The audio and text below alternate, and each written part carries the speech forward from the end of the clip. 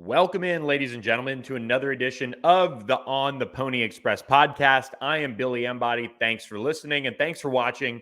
For those of you with us on our YouTube channel, we've got two new transfer portal commitments for SMU to break down today on the podcast. We're going to do a mailbag podcast that'll drop on Thursday. And look, the news keeps getting good for SMU throughout this offseason as two more transfers announced they've committed to SMU, both former four-star prospects. We'll talk about them both. SMU also had a player announce his intentions to enter the transfer portal. That was newsworthy as one of SMU's key special teamers from the last 2 years is out the door. Let's lead off, though, with the news of the week, which are the two transfer portal commitments. And we'll start with Texas offensive lineman Logan Parr, the four-star prospect from the 2019 recruiting class announced that, or from the 2020 recruiting class announced that he is committed to SMU. He was on campus this past weekend for an official visit. 6'4", 315 pounds is somebody that's going to factor in that interior of the offensive line. Played in 16 games during his time in Austin. He played that 2020 season playing in one game as a true freshman, but that year doesn't count. He then redshirted in 2021 while playing in 3 games and then played in 12 games this past season, for the most part on special teams and as a backup offensive lineman. So he comes to SMU with 3 years of eligibility remaining. He was a former four-star prospect coming out of high school, out of O'Connor High School, and now headed to SMU. He's somebody that SMU's prior staff, Sonny Dykes, did recruit, so there's some familiarity here. I even think that Chad Morris might have even offered him very early on, so that's how long he's been on the radar as far as an offensive lineman goes. He was a highly touted prospect coming out of high school, now getting a fresh start at SMU. And if you look at Logan Parr and how he factors in now with this offensive line, they brought in Hiron White, who's kind of your heir apparent at right tackle. They brought in P.J. Williams, who could very well push for playing time right away across the offensive line, probably at every spot but center. And now you have Logan Parr, who's an interior guy. And if you look at the offensive line, losing Joe Bissinger, losing Owen Condon, and losing Jalen Thomas, you need some more depth on the interior. You have Justin Osborne coming back. You have Ben Sparks coming back. You have Branson Hickman coming back. There are some things to like about where this offensive line is along the interior as far as who you're returning. Now, SMU did need to upgrade the interior, and they did that, I feel like, with Logan Parr. I'm interested to see if, as we sit here on the last day to actually enter the portal recording this podcast, there could be guys that pop up Thursday and Friday because it takes about up to 2 days, I believe, for your name to appear. It'll be interesting to see if anybody moves on. But SMU gets Logan Parr on board. We've talked a lot about Stanford offensive lineman Drake Metcalf. He's still on the transfer portal radar, and he's somebody that graduates later this spring. Logan Parr is a May graduate. He's on track to graduate. And so the staff felt good enough about him to allow him to go ahead and commit after his official visit this past weekend. So the offensive line continues to get upgraded for SMU, and Logan Parr is the latest addition, somebody that has 3 years of eligibility remaining. You would hope that with this new setting and kind of dropping down a level, he'll be able to find his way into the rotation at the very least over the course of his 3 years at SMU that are to come. Now, I did drop a fresh name at ontheponyexpress.com for subscribers, a name to watch in the transfer portal now for SMU. They could very well end up with Logan Parr, P.J. Williams, Hiron White, Drake Metcalf, and potentially another. That would be 5 offensive linemen from the transfer portal. So check out that name. I dropped it Tuesday night at ontheponyexpress.com. $10 for just $10 a month to subscribe to the site. Appreciate all you guys who have subscribed, as well as those who have subscribed to the YouTube channel. Moving into the next transfer edition for SMU, one that did enroll this week on the Hilltop after an official visit this past weekend, and that is Miami transfer wide receiver Romello Brinson, former four-star prospect out of Miami Northwestern. I remember him coming out of high school. Really, really highly touted guy who's been on the radar for a long time as a recruit. Goes to Miami, plays in a few games as a true freshman in 2021 when Rhett Lashley and Rob Likens were there, and just really hasn't turned the corner at Miami. He's a bigger body, 6'2", 185-ish, and all of it. So he's going to factor in at that outside receiver position that SMU needed a big body to go to. I think now with the addition of Romello Brinson, who over the 2 years in Coral Gables had 14 receptions for 189 yards and a touchdown. Nothing that's going to jump out at you there as far as his statistics go, like some of the other transfers they've added. But he's played a lot of football. He's played in double-digit games both seasons, and he's somebody that SMU wide receivers coach Rob Likens recruited to Miami as well. So they bring in a familiar face there to factor into that outside receiving core. And one thing I'm going to try to do during this edition of the podcast is answer some of the mailbag podcast questions that we do have on the board. And then we'll get to some of the other ones as the day goes. But Coucham asked, is this wide receiver room complete enough to run the whole offense effectively? And I would say yes. Keyshawn Smith is somebody they have really high expectations for and is going to be considered to be a game breaker for them. He arrived on campus this week as well. All the transfer additions arrived on campus except for one, dropping some notes on that and kind of where things stand. So check those out on the site. But Keyshawn Smith is kind of your surefire instant impact guy out of the transfer portal at wide receiver. And then you bring back numerous names that are going to get plenty of time for SMU. Jordan Curley, Jake Bailey's going to be back. He's somebody that I think a lot of them really feel like they're going to be able to take the next step. You lose Rasheed Rice, but you have those guys coming back. That's important. Those two, when they were on the field for SMU this season, were two of the better receivers that they had. And it was very, very, very obvious. Rasheed Rice was obviously the clear-cut number one, but those two are very, very good players when healthy. Now, you also have Moochie Dixon coming back. You have Teddy Knox coming back. Maybe he can turn the corner. Dylan Goffney coming back. He's recovering from that injury he had at the end of the year. He didn't end up playing in the bowl game, but you also have Roderick Daniels coming back. They have some pieces at wide receiver that are really, really explosive and really able to, I think it's going to look different. You have Romello Brinson now in the room, and he's kind of a big body jump ball type of receiver in that sense on the outside. It'll be interesting to see what happens with Bo Corrales. Will he be back for his final season of college football after missing this past season? But they really do have more of, I would say they have more speed, true speed that they've added with Keyshawn Smith, Romello Brinson. Those are those guys that kind of have wheels. Rasheed Rice obviously was a monster, but when you look at kind of going one for one, you lose Austin Upshaw. Well, you go out and you get Keyshawn Smith, and you also get Romello Brinson to kind of replace those two guys. Those are players that I feel like fit what SMU wants to do. Having some game breaking, especially with Keyshawn Smith. I do think they have the right number and the right types of receivers to run the offense. And look, there's a long way to go until fall camp. I would say that they're going to be on the lookout for another big body wide receiver, somebody that can create some mismatches on the outside. That's maybe a little bit more proven.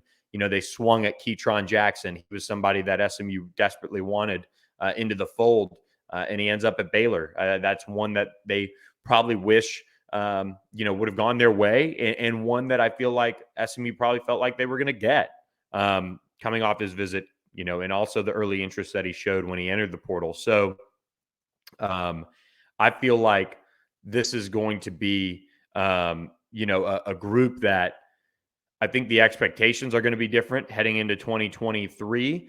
They don't have that game breaker in Rashee Rice, but they have a group that can get the job done. And I think at different points showed that they can.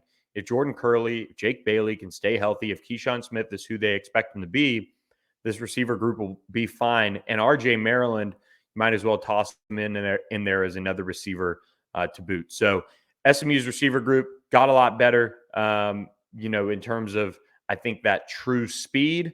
They are missing somebody that has done it game in, game out consistently without getting hurt and all those things like they've had the last few years. So there are question marks at receiver, but I do feel like they've got a group that they feel pretty good about, and they'll continue to mine the transfer portal in the May window to see if anybody pops in there late and is going to, be somebody they would like to go after, because I feel like that's still a position that you'd love to add one more on the outside that's proven and able to do it. I do want to talk about real quickly a friend of the show out of Austin, and that is Blue Norther Hard Seltzer. And it's a buddy of mine, Stu Hill, runs the marketing over there. I was down in San Antonio for the All-American Bowl and came back through and was gifted some Blue Norther hard seltzer. It is in Whole Foods up in the Dallas area. If you're in Austin, it's in all the HEBs around there. Let me get the box real quick. But this is it, Blue Norther hard seltzer. They've got all sorts of different flavors. Had a few when I got back. Really enjoyed it. Had a few at the at their storefront, kind of a storefront, but it's not a brewery, but their warehouse out there in Austin. So check that out if you're in Austin. They've got live music out there and just a cool vibe, TVs, and able to kind of enjoy the nice spring days that are to come here soon. Texas born and brewed, really good stuff. I think they're less carbonated than some of the other seltzers out there. So if you haven't given them a shot, check that out. Blue Norther hard seltzer. They have some unique flavors as well. Again, I just tried it for the first time, enjoyed it, and told them I'd give them a shout out. So appreciate them for sending me home with some Blue Norther. And if you find it at Whole Foods in the Dallas area, check it out. You can also get it at HEB in Austin, and they're popping up more and more across the state in different distributors and spots to pick it up. So great flavors, really enjoyed them. And they're going to be coming out with more flavors as the spring unfolds. So that was a little bit of housekeeping there. Had to shout out my friends at Blue Norther. Appreciate their support as well of the podcast. So shout out Blue Norther. Back on track here, flipping over to the other side of the transfer portal, which is departures. And SMU is going to be looking for or opening up a competition for a kickoff specialist. Brendan Hall is entering the transfer portal. The 6'9", 231-pound sophomore is transferring. He announced on Twitter. And I think this is a case of, look, you have Colin Rogers, who's a kickoff specialist, or the kicker coming back from last year. He was a true freshman. He was terrific. And now Brendan Hall is entering the portal and heading out. I think he's somebody that just realized that, one, he wasn't going to get the starting kicker job and was just going to be a kickoff specialist. So after playing in 25 games, doing a ton of kickoffs for SMU, he's headed to the transfer portal. He announced that. And I think this makes sense. And I think it was one of those honest conversation situations with the SMU staff, having to say, hey, look, I mean, we have this great kicker in Colin Rogers that we think the world of. We have Ryan Bachevsky coming back for another season. We just don't necessarily see a spot for you. So he's entering the portal, going to find a new home for himself moving forward. And best of luck to him. I mean, it didn't work out in the end, but I feel like he's somebody that will find a new home without a doubt and be able to take a stab at being a full-time kicker, both in the, kickoff and field goal unit duties as well. So best of luck to Brendan Hall. Good dude. And hope for the best for him. As far as what's next for SMU, this is where it gets interesting. They don't necessarily have a ton of spots as far as guys to bring in now. Like this is the time where it's pretty much over with as far as guys they're going to be able to bring in for the spring semester. I will say I think there's a chance that by the ad drop date, which is early next week, I believe, they'll be able to squeeze in one or two, maybe. But I think the more likely thing is we'll see another run of guys getting to SMU in the summer in time for summer workouts, and as well as them being able to watch that spring transfer portal period in May when that gets underway. As far as what's next, look, I think we hinted at the potential to add another offensive lineman into the fold. I think that's something they'd like to do. But the one thing I will say is linebacker is a big need for this staff. They do want to add another, and it wouldn't shock me if they went and added another safety too. There's still some guys out there they've been recruiting for a long time in the transfer portal and maybe even the high school ranks, and they'll be able to find somebody to come in and continue to shore up that secondary. It's just been that big of a priority for them. So in terms of spots, and this was another question asked, it's fluid. And I know you guys are probably not wanting to hear that, but I could see another 5 transfers coming to SMU. I just feel like they don't necessarily have the spots to bring in guys right now. They're kind of filled up in that regard. But the spring and the summer will yield some more spots. They'll be able to address some needs after the spring semester ends because of that. Just from what I'm hearing, I think maybe there's a spot available, maybe 2. But right now, I'd be a little surprised if they added more than one transfer down the stretch here when it comes to getting guys in time for that spring semester. So I feel like SMU's pretty close to being done. I don't think they're done overall with the transfer portal. That's something that they still are very much going after new guys and trying to get those guys in place. But they do have some needs, and I feel like they're going to try to address those needs.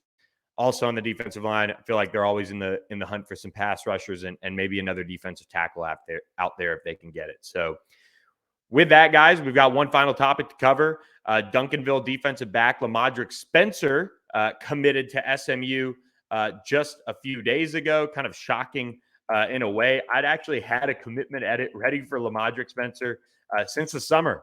SMU's been the favorite here. They're the school that's really been out in front for him. He's wanted to be a Mustang, but he needed to get his grades right. And I think that's something that he was able to do over the fall semester. And SMU was willing to take him. He did a really good job locking up some of the state's top wide receivers, playing for that Duncanville team that won a state championship, finally got over that hump. So SMU adds another state champion to the roster, and they're able to bring in a versatile defensive back who I think is primed for a red shirt, about 6'1", all of it, 160 pounds though. He'll need a red shirt year. He had some huge offers, but really this was one that SMU was kind of that school that stuck with him and said, we're going to wait. If you can get your grades up, let's do it. And sure enough, he was able to jump on board and he'll sign on National Signing Day at Duncanville with the Mustangs. So a very interesting piece to the puzzle that SMU added there in the 2023 recruiting class. They currently sit 4th in the AAC when it comes to recruiting classes. They are 2nd, I believe, in terms of average recruit ranking. So that's worth noting as well. SMU getting it done on the transfer front and in the high school ranks as well. We're going to turn our attention to 2024 very soon. I will note SMU did offer one of the state's best, which I love. They sent an offer out to Bryant Wesco, a top 50 overall prospect in the country for On3 in the class of 2024 out of Midlothian. This is a guy that just was absolutely dominant when it comes to putting up numbers, and he was able to do it in a triple option offense. So he's got some in-state offers and attention, but SMU did dish that offer out as the coaches got back on the road this week. So with that, guys, going to wrap up this edition of the podcast. We'll be back Thursday with another mailbag as well as a position preview on Friday. We hope you guys enjoyed this breakdown of the latest additions to the Mustangs for the 2023 roster. We will catch you guys with another edition of the podcast later this week on Thursday with the mailbag. Appreciate all you guys who subscribe to ontheponyexpress.com as well as our YouTube channel on the Pony Express as well. Hit that subscribe button for us. We appreciate it. So thanks for listening, and we will catch you guys next time.